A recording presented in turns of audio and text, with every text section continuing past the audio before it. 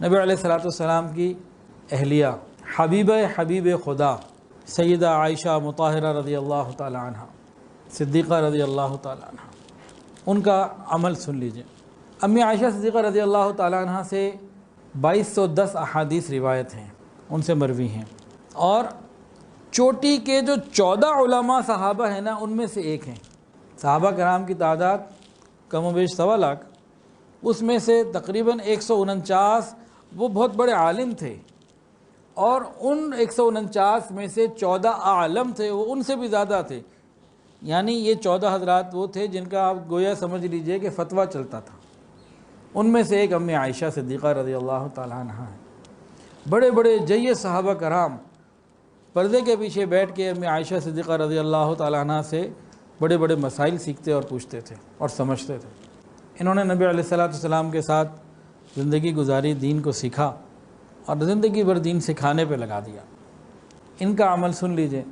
یہ وہ ہیں جنہوں نے شریعت کو صحیح طور سے سمجھا اور عمل کیا اور جنت کی بشارتیں دنیا میں پائیں۔ ان کا عمل سنیے اور دل کے کانوں سے سنیے۔ امام احمد بن حنبل سے روایت ہے یہ بات۔ امی عائشہ صدیقہ رضی اللہ تعالیٰ عنہ فرماتی ہیں، امام احمد بن حنبل روایت فرماتے ہیں، فرمایا کہ جب میرے گھر میں میرے شوہر کی قبر بنی تو میں گھر کے اس حصے میں اسی طرح جاتی تھی کہ میرے شوہر میں پردہ نہیں کرتی تھی۔ پھر اس کے بعد میرے والد ماجد کی وہاں قبر بنی تو ایک میرے شوہر ایک میرے والد تو اسی طرح آتی جاتی رہتی تھی۔ پھر آگے قسم کھا کے کہتی ہیں، اللہ کی قسم جب عمر کی قبر بنی، اب جب اس حصے میں جاتی تھی تو پردہ کر کے جاتی تھی۔ یعنی ان کا تقویٰ تو اتنا تھا کہ وہ قبر والوں سے بھی پردہ کر لیا کرتی تھی۔ اللہ اکبر کبیرہ۔ دیندار لوگوں کے لیے امی عائشہ صدیقہ رضی اللہ تعالیٰ عنہ کا یہ عمل مشعل راہ ہے۔ ان باتوں کو سننے کے بعد ہم دلائل تو نہ دیں کہ چہرے کا پردہ نہیں ہے، فلاں نہیں ہے، یہ نہیں ہے، وہ نہیں ہے۔ ان باتوں کے بعد بھی اگر ہم دلائل دیں تو یہ تو بہت ہی بری حرکت ہوگی۔ چلو نہیں پردہ کر پا رہے ہیں، ہم نہیں کر پا رہے، کروا سکتے، نہیں دل کر رہا، کم سے کم اپنے آپ کو گناہگار تو سمجھے، غلط تو سمجھے۔ جب انسان غلط کو صحیح ثابت کرنے لگے نا، بس یہ کام آخری ہوتا ہے، اس کے بعد کوئی درجہ نہیں ہے۔ بیماری کی سب سے بڑی سٹیج اور آخری سٹیج کیا ہوتی ہے کہ جب مریض بیماری کو بیماری سمجھنا چھوڑ دے۔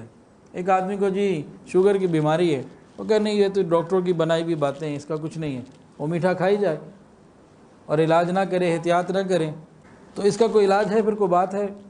اسی طرح گناہ کو گناہ ہی نہ سمجھے، یہ آخری سٹیج ہوتی ہے۔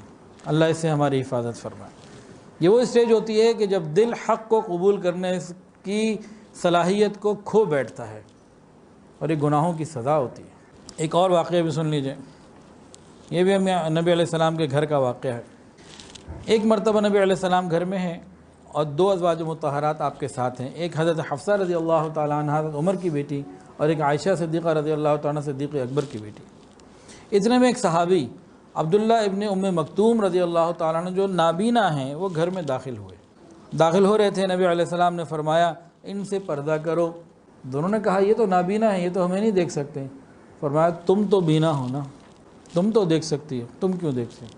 تو کم سے کم ہم اس بات کو تو سمجھیں کہ ہم کہاں کھڑے ہیں۔ کوئی توبہ استغفار ہی کریں، کوئی اپنی کمیوں کو تسلیم تو کریں۔ ہم تو اس درجے سے بھی نیچے جا رہے ہیں۔